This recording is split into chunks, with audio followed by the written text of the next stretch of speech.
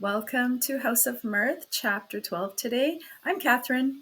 In the last two chapters, 10 and 11, Lily has been getting a lot of male attention, not very much wanted attention. For example, Mr. Rosedale she's staying with her aunt, Mrs. Peniston, and so who shows up but Mr. Dorset to have a visit. And George Dorset also comes for a visit and invites Lily to their place for a party. He says that Bertha would like her to come. He complains that Bertha's surrounding herself with intellectuals now, and he doesn't think it's very good because they have bad manners when they eat. In chapter 11, Grace Stepney, her cousin, is taking revenge because she was uninvited to the dinner party of her cousin Jack, her brother, and new wife. But Lily had said, no, I don't think that Grace Stepney should come because it should just be smart people, meaning fashionable people. And Grace was completely insulted at that, understandably, and is getting back at Lily by telling Mrs. Peniston of the rumors she's been hearing of Lily hanging around with Gus Trenor a lot, and even after dark, and it's very unbecoming. Mrs. Peniston won't have it. She's very angry to hear that. But there's one sentence that I thought was effective. Minds impenetrable to reason have generally some crack through which suspicion filters. So the seeds have been planted for Mrs. Peniston's suspicion of Lily behaving badly. So let's see what happens. Chapter 12. Miss Bart had, in fact, been treading a devious way, and none of her critics could have been more alive to the fact than herself. But she had a fatalistic sense of being drawn from one wrong turning to another, without ever perceiving the right road till it was too late to take it. Lily, who considered herself above narrow prejudices, had not imagined that the fact of letting Gus Trenor make a little money for her would ever disturb her self-complacency, and the fact in itself still seemed harmless enough. Only it was a fertile source of harmful complications.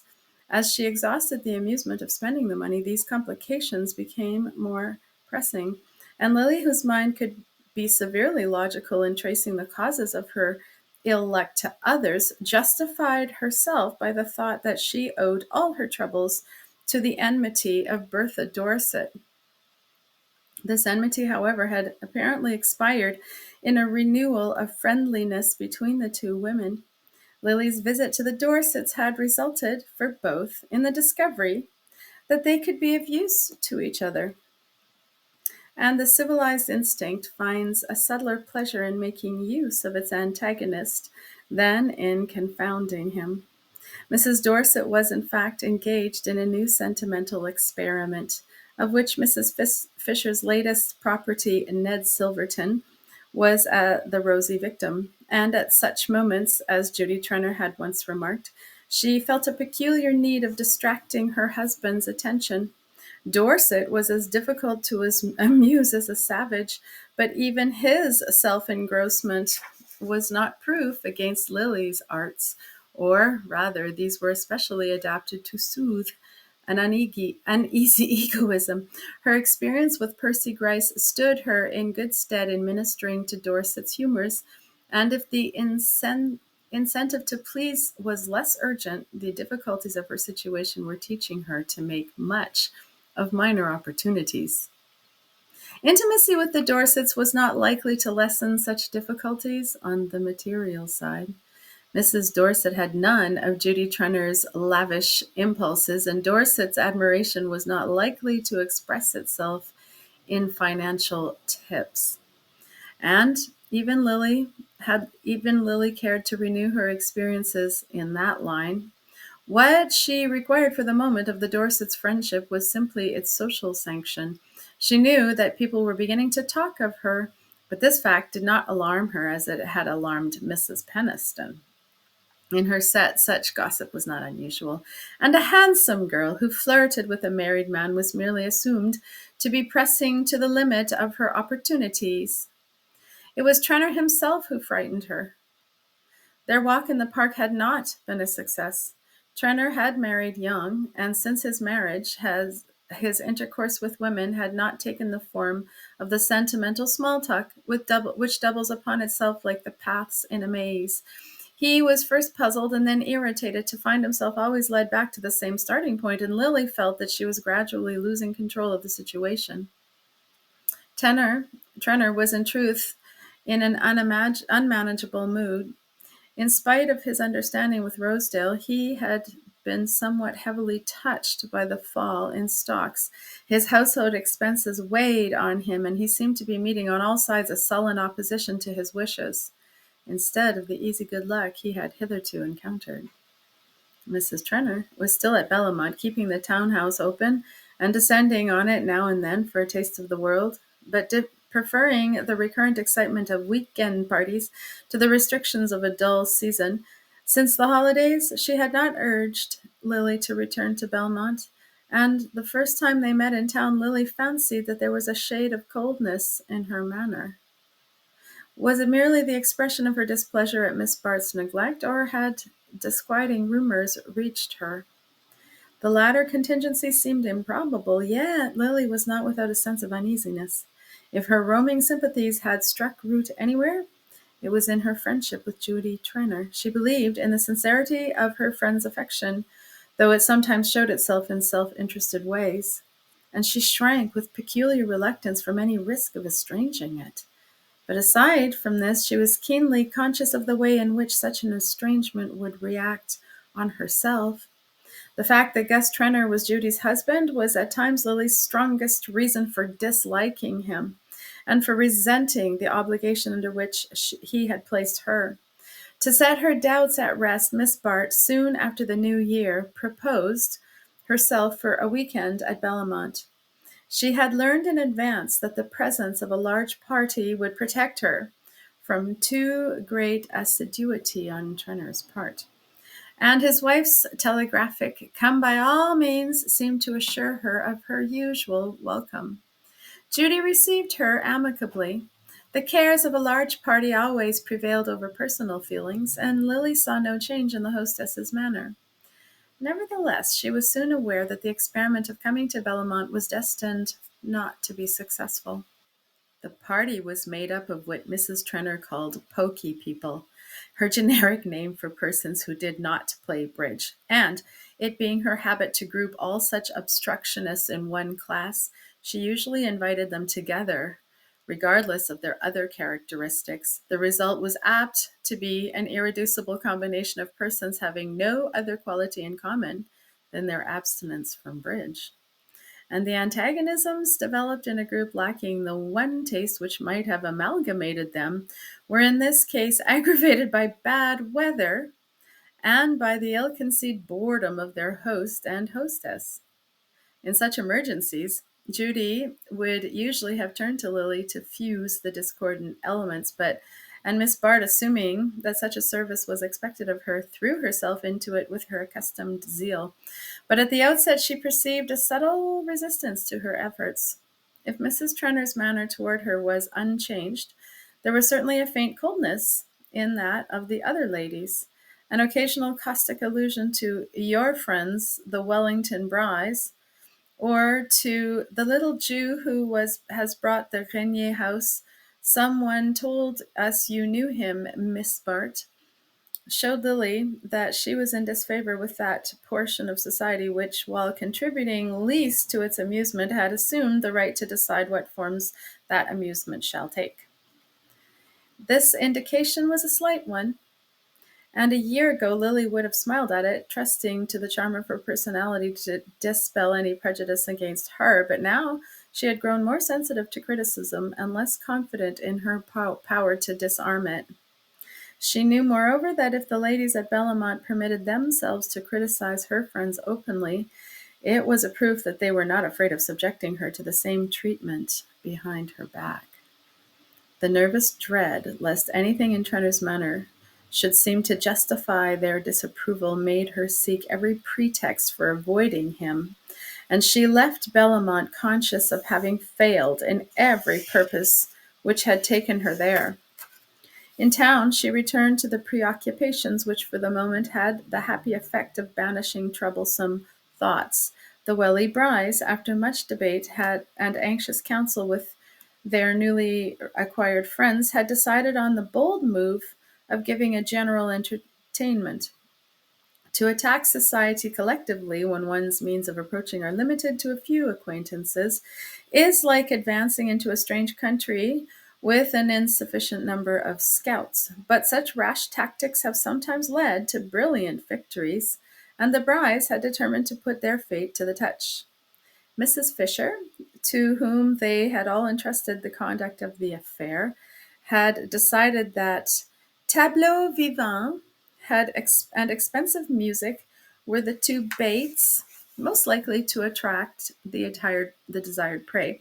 And after prolonged negotiations and the kind of wire pulling in which she was known to excel, she had induced a dozen fashionable women to exhibit themselves in a series of pictures, which, by a farther miracle of persuasion, the distinguished portrait painter Paul Morpeth had been prevailed upon to organize.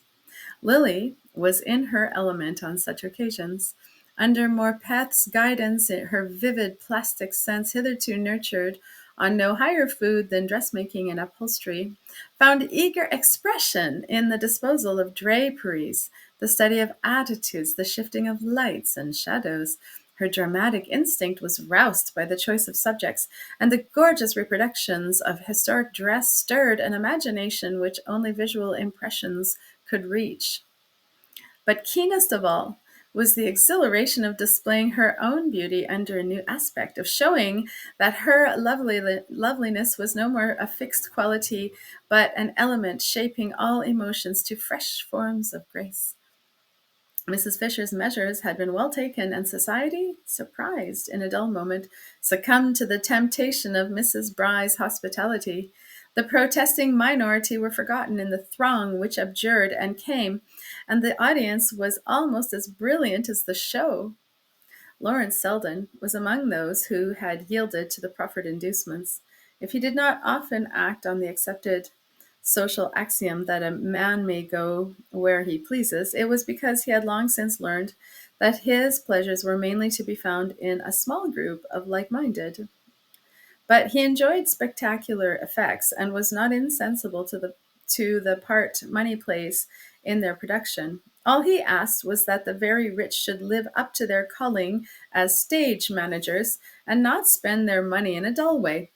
This, the Brys could certainly not be charged with doing. Their recently built house, whatever it might lack as a frame for domesticity, was almost as well designed for the display of a festal assemblage as one of those airy pleasure halls which the Italian architects improvised to set off the hospitality of princes.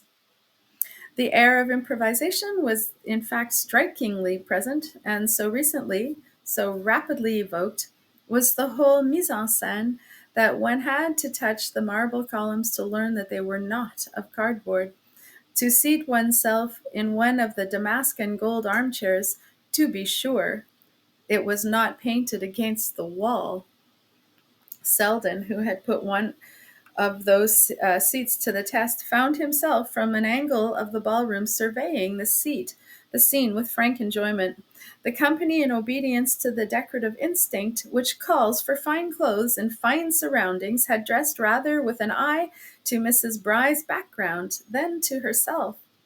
The seating throng, filling the immense room without undue crowding, presented a surface of rich tissues and jeweled shoulders in harmony with the festooned and gilded walls and the flushed splendors of the Venetian ceiling.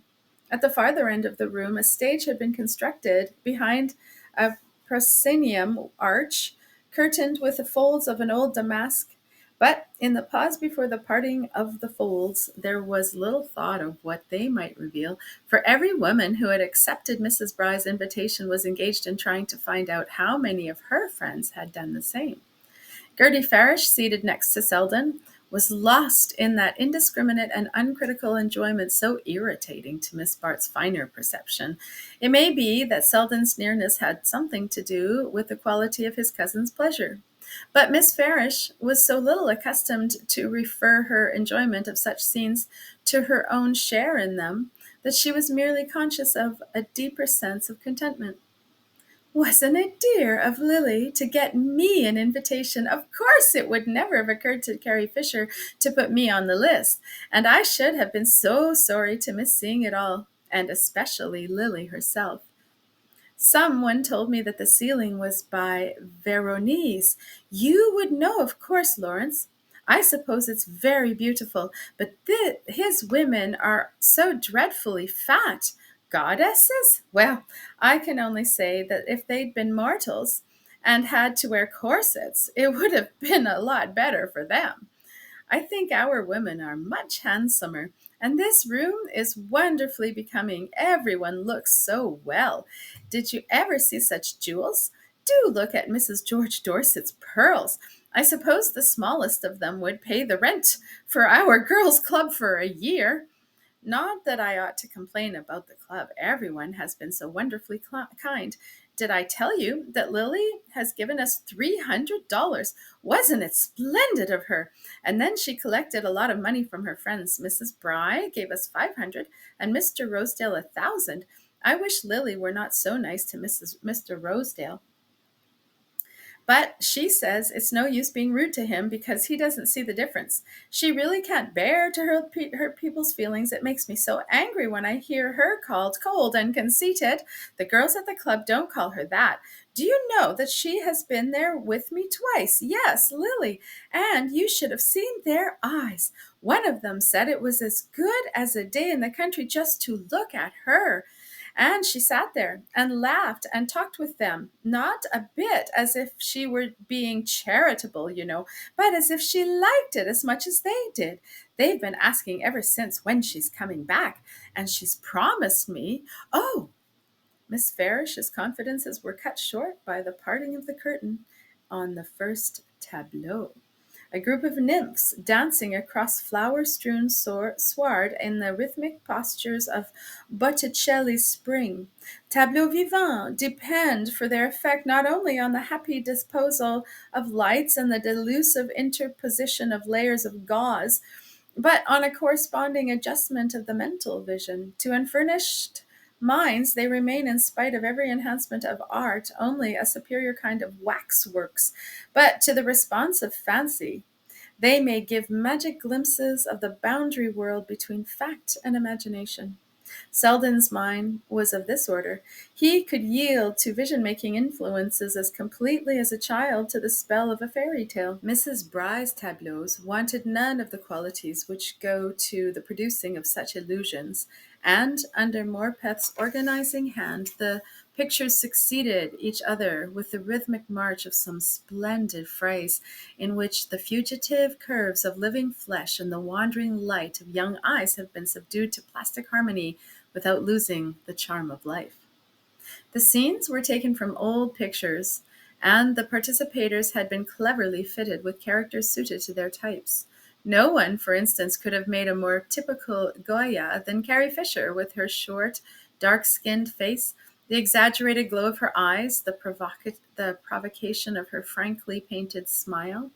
A brilliant Miss Smedden from Brooklyn showed to perfection the sumptuous curves of Titian's daughter, lifting her golden silver laden with grapes above the harmonizing gold of rippling hair and rich brocade, and a young Mrs. Van Alstyne who showed the frailer Dutch type with high blue-veined forehead and pale eyes and lashes, made a characteristic Van Dyck, in black satin against a curtain archway. Then there were Kaufmann nymphs garlanding the altar of love, a Veronese supper, all sheeny textures, pearl-woven heads, and marble architecture, and a Watteau group of lute-playing comedians lounging by the fountain in a sunlit glade. Each evanescent picture touched the vision-building faculty in Selden, leading him so far down the vistas of fancy that even Gertie Farish's running commentary, "Oh, how lovely Lulu Melson looks," or "That must be Kate Corby to the right there in purple," did not break the spell of the illusion, Indeed, so skillfully had the personality of the actors been subdued to the scenes they figured in that even the least imaginative of the audience must have felt the thrill of contrast when the curtain suddenly parted, or a picture, which was simply and undisguisedly the portrait of Miss Bart. Here, there could be no mistaking the predominance of personality. The unanimous "Oh" of the spectators was a tribute not to the brushwork of Reynolds' Miss Lloyd, but to the flesh and blood loveliness of Lily Bart. He had shown her artistic intelligence in selecting a type so like her own that she could embody the person represented without ceasing to be herself. It was as though she had stepped, not out of, but into Reynolds' canvas, banishing the phantom of his dead beauty by the beams of her living grace. The impulse to show herself in a splendid setting, she had thought for a moment of representing Tiepolo's Cleopatra, and had yielded to the truer instinct of trusting to her unassisted beauty, and she had purposely chosen a picture without distracting accessories of dress or surroundings.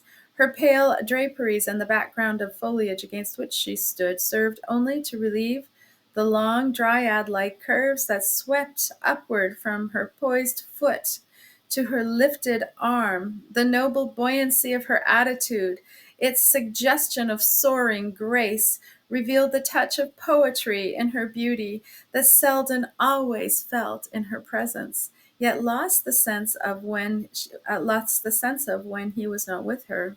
Its expression was now so vivid that for the first time he seemed to see before him the real Lily Bart, divested of the trivialities of her little world, and catching for a moment a note of that eternal harmony of which her beauty was a part.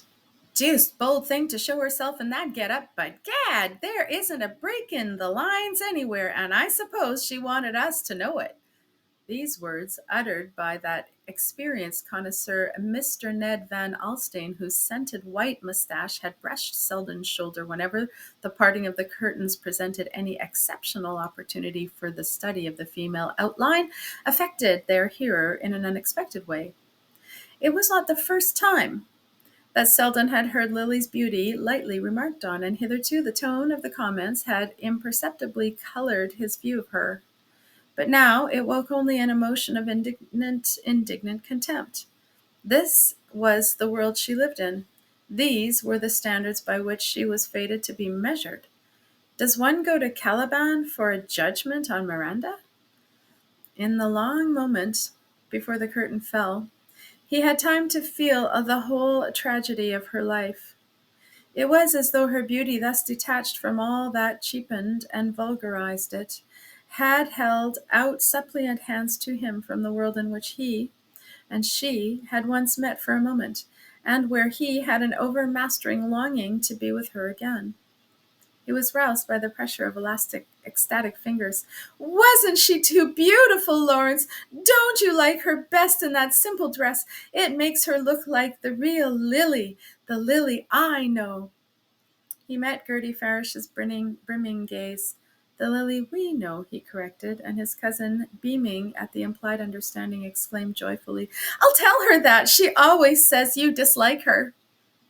The performance over, Selden's first impulse was to seek Miss Bart. During the interlude of music which succeeded the tableau, the actors had seated themselves here and there in the audience, diversifying its conventional appearance by the varied picturesqueness of their dress. Lily, however, was not among them, and her absence served to protract the effect that she had produced on Selden.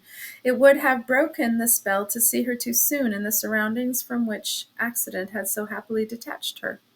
They had not met since the day of the Van Osburgh wedding, and on his side the avoidance had been intentional. Tonight, however, he knew that sooner or later he could find himself at her side, and though he let the dispersing crowd drift him whither it would without making an immediate effort to reach her, his procrastination was not due to any lingering resistance, but to the desire to luxuriate a moment in the sense of complete surrender. Lily had not an instant's doubt as to the meaning of the murmur greeting her appearance. No other tableau had been received with that precise note of approval. It had obviously been called forth by herself, and not by the picture she impersonated. She had feared at the last moment that she was risking too much in dispensing with the advantages of a more sumptuous setting, and the completeness of her triumph gave her an intoxicating sense of recovered power. Not caring to diminish the impression she had produced, she held herself aloof from the audience till the movement of dispersal before supper, and thus had a second opportunity of showing herself to advantage as the throng poured slowly into the empty drawing-room where she was standing. She was soon the center of a group which increased and renewed itself as the circulation became general, and the individual comments at her success were a delightful prolongation of the collective applause. At such moments she lost something of her natural fastidiousness, and cared less for the quality of the admiration received than for its quantity. Differences of personality were merged in a warm atmosphere of praise in which her beauty expanded like a flower in sunshine. And if Selden had approached a moment or two sooner, he would have seen her turning on Ned Van Alstyne and George Dorset the look he had dreamed of capturing for himself. Fortune willed, however, that the hurried approach of Mrs. Fisher, as whose aide-de-camp Van Alstyne was acting, should break up the group before Selden reached the threshold of the room. One or two of the men wandered off in search of their partners for supper, and the other, noticing Selden's approach, gave way to him in accordance with the tacit freemasonry of the ballroom. Lily was therefore standing alone when he reached her, and finding the expected look in her eye, he had the satisfaction of supposing that he had kindled it. The look did indeed deepen as it rested on him, for even in that moment of self-intoxication Lily felt the quicker beat of life that his nearness always produced. She read, too, in his answering gaze the delicious confirmation of her triumph, and for the moment it seemed to her that it was for him only she cared to be beautiful. Selden had given her his arm without speaking. She took it in silence, and they moved away, not toward the supper room, but against the tide which was setting thither. The faces about her flowed like streaming images of sleep. She hardly noticed where Selden was leading her, till they passed through the glass doorway at the end of the long suite of rooms, and stood suddenly in the fragrant hush of a garden. Gravel grated beneath their feet, and about them was the transparent dimness of the midsummer night. Hanging lights made emerald caverns in the deep depth of the foliage, and whitened the spray of the fountain falling among lilies. The magic place was deserted. There was no sound but the pash of the water on lily pads, and a distant drift of music that might have been blown across a sleeping lake. Selden and Lily stood still, accepting the unreality of the scene as a part of their own dreamlike sensations. It would not have surprised them to feel a summer breeze on their faces, or to see the lights among the boughs reduplicated in the arch of a starry sky. The strange solitude about them was no stranger than the sweetness of being alone in it together. At length Lily withdrew her hand and moved away a step, so that her white-robed slimness was outlined against the dusk of the branches. Selden followed her, and still without speaking they seated themselves on a bench beside the fountain. Suddenly she raised her eyes with the beseeching earnestness of a child. "You never speak to me. You think hard things of me," she murmured. "I think of you at any rate. God knows," he said. "Then why do we never see each other? Why can't we be friends? You promised once to help me," she continued in the same tone, as though the words were drawn from her unwillingly. "The only way I can help you is by loving you," Selden said in a low voice. She made no reply, but her face turned up to him with the soft motion of a flower. His own met it slowly, and their lips touched. She drew back and rose from her seat. Selden rose too, and they stood facing each other. Suddenly she caught his hand and pressed it a moment against her cheek. "Ah, love me, but don't tell me so," She sighed with her eyes in his, and before he could speak she had turned and slipped through the arch of the boughs, disappearing in the brightness of the room beyond. Selden stood where she had left him. He knew too well the transiency of exquisite moments to attempt to follow her. But presently he re-entered the house and made his way through the deserted rooms to the door. A few sumptuously clothed ladies were already gathered in the marble vestibule, and in the coat room he found Van Alstyne and Judy Trenor. The former, at Selden's approach, paused in the careful selection of a cigar from one of the silver boxes, invitingly set out near the door. "Hello, Selden, going to? You're an Epicurean like myself, I see. You don't want to see all those goddesses gobbling terrapin. Gad, what a show of good-looking women, but not one of 'em could touch that little cousin of mine.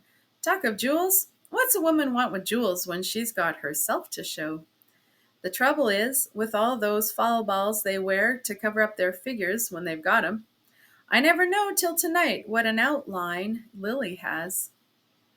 "It was not her fault if everybody don't know it now," growled Trenor, flushed with the struggle of getting into his fur-lined coat. "Damned bad taste, I call it. No cigar for me. You can't tell what you're smoking in one of these new houses. Likely as not the chef buys the cigars. Stay for supper? Not if I know it. When people crowd their rooms so that you can't get near anyone you want to talk to, I'd as soon sup in the elevated at the rush hour. My wife was dead right to stay away. She says life's too short to spend it breaking in new people." End of chapter 12.